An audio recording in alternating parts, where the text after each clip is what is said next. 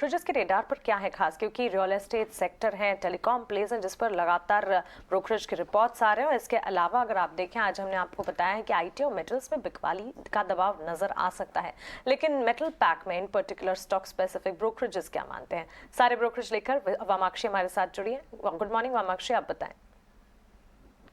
जी बिल्कुल, शुरुआत करते हैं हम जेएसडब्ल्यू स्टील के साथ। हम देख रहे हैं कि मॉर्गन स्टैनली का मानना है कि फरवरी में एक्सेस इन्वेंट्री होने के चलते डिमांड लाइकली म्यूटेड रही है और एक्सपोर्ट्स मार्केट्स भी डल रहे हैं, जिसके चलते उन्होंने अंडरवेट की राय को बरकरार रखा, लक्ष्य दिया 545 प्रति शेयर का। एमजीएल हमारे रेडार पर है क्योंकि जेपी मॉर्गन का मानना है कि जो यूनिजन का एक्विजिशन हुआ है वो काफ़ी पॉजिटिव है, क्योंकि वो वॉल्यूम ग्रोथ कंसर्न्स को एड्रेस करता है।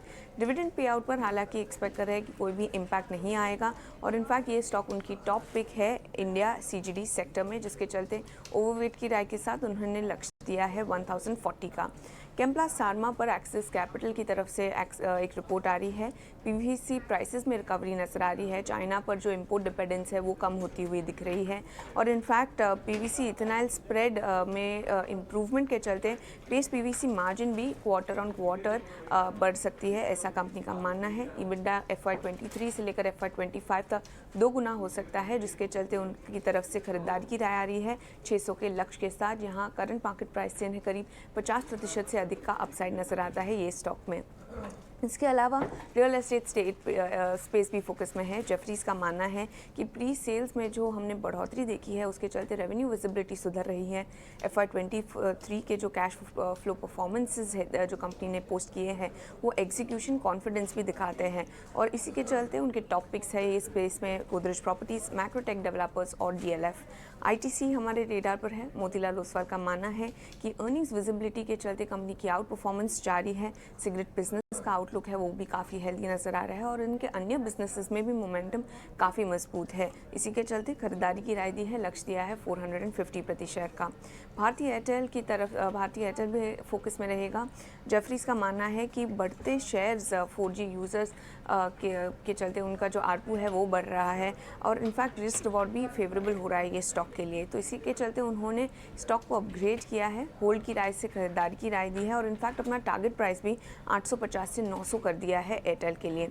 पावर ग्रिड हमारे रेडार पर रहेगा। आखिर में जेपी मॉर्गन की तरफ से रिपोर्ट आ रही है और इनका कहना है कि उन्हें केपेक्स और ग्रोथ आउटलुक भी सुधरता हुआ नजर आ रहा है। बढ़ते पावर डिमांड के चलते वैल्यूएशंस भी काफ़ी इनएक्सपेंसिव है और उनका जो डिविडेंड ये है वो भी 6.5% पर काफ़ी अट्रैक्टिव नजर आ रहा है, जिसके चलते उन्होंने ओवरवेट की राय दी है, लक्ष्य दिया है 255 प्रति शेयर का।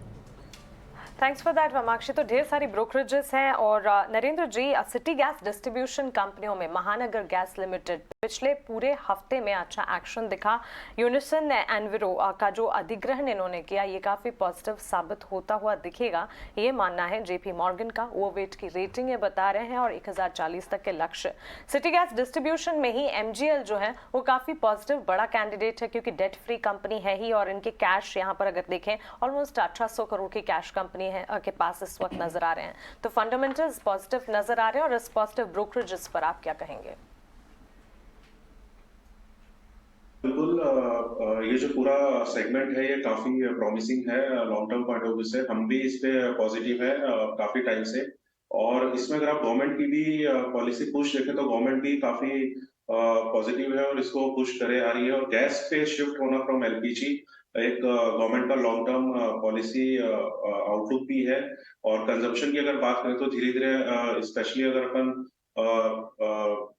जो टीयर 2 सिटीज है वहां पे देखें तो बहुत सारे प्रोजेक्ट्स ऑलरेडी वहां पे इम्प्लीमेंटेशन स्टेज में है, तो आगे जाके ग्रोथ की डेफिनेटली काफी बेहतर उम्मीद है। और अगर प्राइसिंग की बात करें तो अब जो नेचुरल गैस का प्राइस है तो प्राइसिंग पॉइंट ऑफ व्यू से भी कंपनी की जो प्रॉफिटेबिलिटी पोजीशन है वो यहाँ से अब इम्प्रूव होती हुई दिखाई दे रही है। अगर गैस में रीरेटिंग टाइप का मूव ऑलरेडी देखने को मिला है और नरेंद्र पॉजिटिव है, लेकिन मैं बात करना चाहूंगा भारतीय एयरटेल पे। वैशाली, भारतीय एयरटेल में एक अच्छा करेक्टिव फेज हुआ, करीब 900 वाला भाव नीचे में 730 740 के करीब गया, डॉक्टर साहब लेके आइए। और अब पिछले 1-1.5 हफ्ते में दूसरा पॉजिटिव नोट आया है। अब 950 का टारगेट जेफरीज ने डाला है और स्टॉक 775-80 पे आ गया है। क्या इसका इसमें किस लेवल पे बन सकता है काम? एक करेक्टिव फेज खत्म सा हो रहा है इसके अंदर, लॉन्ग ट्रेड लेना चाहिए? I would definitely think so. मैंने एक्चुअली हमारे क्लाइंट्स को भी जस्ट जब बॉटमिंग आउट हो रहा था 740 पे देखे तो 3-4 दिन से कंसोलिडेशन था, तब स्टॉक ओवरसोल्ड में भी था. I think this is definitely an accumulation zone. 740 to 780 के लेवल्स पे अक्यूमुलेट किया जाए, बिकॉज वंस एक बार 780 800 के लेवल्स के बाहर निकलता है, देन ये stock is ready for a confirmation for further up move of 850 900. So I would definitely agree कि ये लेवल्स पे अक्यूमुलेट किया जाए. लेवल्स पर आप एक्यूमुलेशन की राय दे रही हैं, लेकिन एक